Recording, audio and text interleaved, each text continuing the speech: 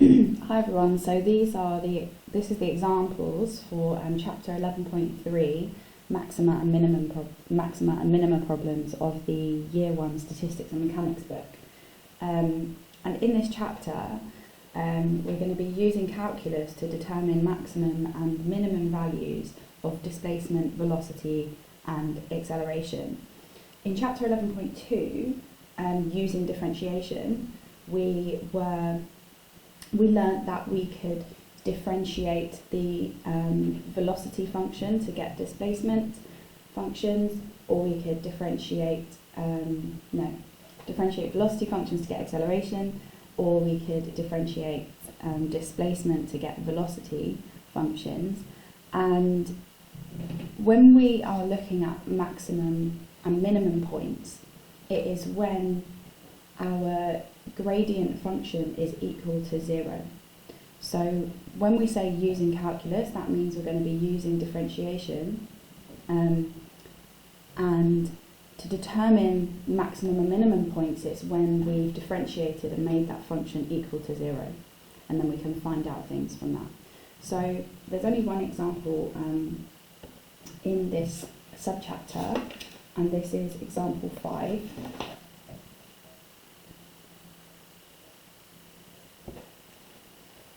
And in example 5, we've got a child playing with a yo-yo, and the yo-yo leaves the child's hand at time t is 0 and travels vertically in a straight line before returning to the child's hand. The distance, s, of the yo-yo from the child's hand after a time t seconds is given by, so it's 0.6t plus 0.4t squared subtract 0.2 t cubed, and this is defined for times between 0 and 3 seconds.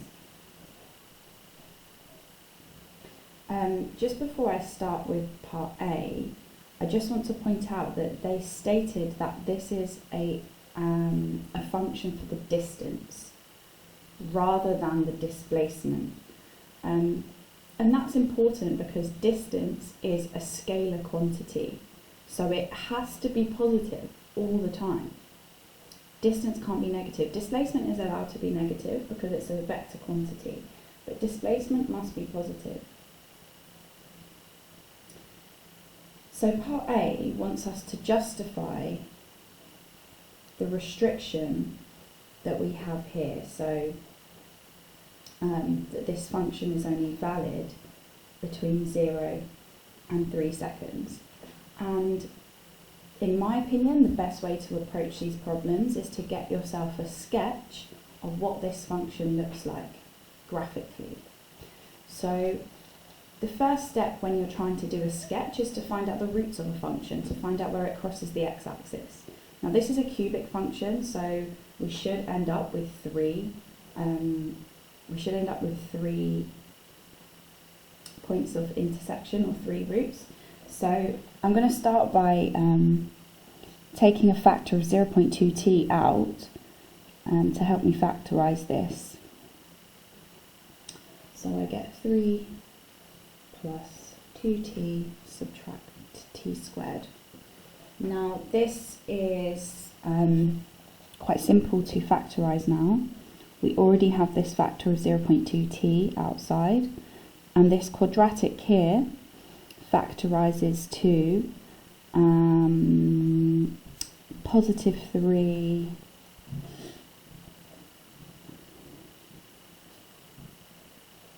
there we go. So that gives us positive 3t subtract 1t, which is 2t, and then 3 multiplied by 1 and t multiplied by negative t. So we factorise this now, and we can read off that our 3 solutions are t equals 0 from this first one, t equals 3, this is all in seconds, and t equals negative 1 second. So we have 3 points of intersection. So if I draw myself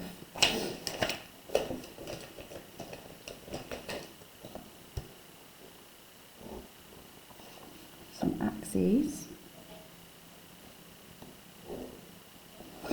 I've got my -1 over here, 0, and then 3 over here.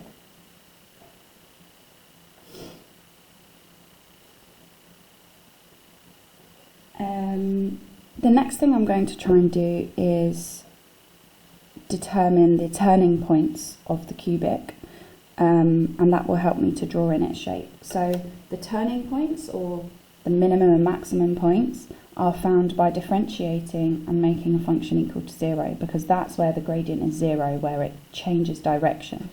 So we're going to differentiate this distance function. And remember, this means we're actually getting a function for the velocity, but that's not really we don't really need to think about that at this stage, but just remember this function here is the velocity function when we differentiate distance, but we're actually using it to find the turning points. So differentiating this function, we get 0.6 plus 0.8t subtract 0.6t squared. And when we make this function equal to 0, I used my calculator to solve this equation, or you could use the quadratic formula. I got t equals 1.8685, and then I had t equals negative 535, blah blah blah. So that means there are two turning points, one over here-ish, and one over here-ish. And then I can work out the distance, so the value of the distance at these times, and that will let me plot these points, and then I can draw in the shape. So when I substituted this one, I got 1.213. So I know that this turning point occurs up here. I'm not actually going to bother substituting that one now, because I know it's going to be kind of down here somewhere, so because I'm following the shape of a cubic. And also, because time can't be negative, I'm not really too worried about what's going on over here. So drawing in this cubic then, I need to make sure I cross the axes at my three roots, and that my turning points are here and here. So I'll draw this part in first. It doesn't really need to be perfect, but as long as the general shape is there. So that's not perfect, but it's going to look something like that. And this turning point over here is what I just found here. So the x value is 8685 and then 1.213. So we are trying to justify this restriction here, of why this is only valid, why this function is only valid between 0 and 3 seconds. And if we look at our plot, which we have, well, firstly, we can't have negative time. So the first part of this inequality is justified because time can't be less than 0. So I'm going to start to kind of write my answer. So the restriction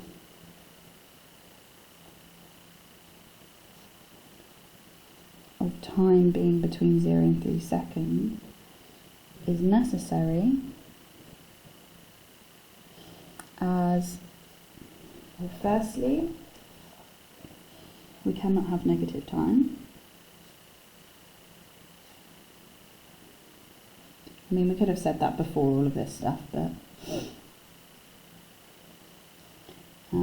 so we have to have t being greater than or equal to 0. And then secondly, well, like I said at the beginning, this is a function for distance, which is a scalar quantity. It has to be positive.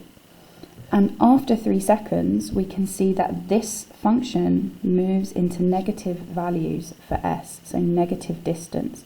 And that just isn't, it's not possible. So we've got the restriction for 0, time being between 0 and 3 seconds necessary as we cannot have negative time. So 0 must be smaller than t. And distance is a scalar quantity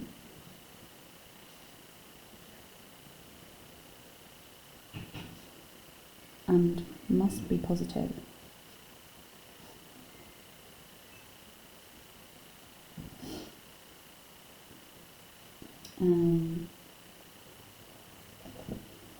And s is only greater than 0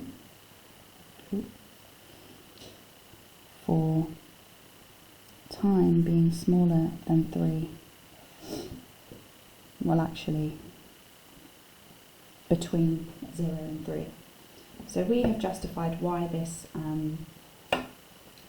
restriction is necessary for this function. If this was a displacement function and a slightly different situation, then it would be okay to have negative displacement. But this is distance, so it has to be positive. So that's part A. Part B. Part B says, find the maximum distance of the yo-yo from the child's hand correct to 3 significant figures. So this is why I love drawing a plot of a function in the beginning stages of my work, because I've actually already done this. I need to find the maximum distance. So the maximum distance. And we know that to find the maximum or minimum point of a curve, we differentiate it and make it equal to 0. So the maximum distance occurs at ds by dt equals 0. And we've already done that out here. So, and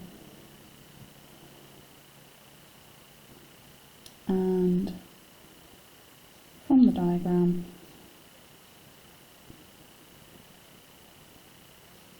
S max equals, and we found it to be this, didn't we? We found that S max occurred at 1.86 seconds. So the maximum distance of the yo-yo from the boy's hand was at 1.86 seconds. And the actual distance that the yo-yo was away from him was 1.213 meters, I'm guessing this is. So 1.21 meters to 3SF. So that's it. Yeah.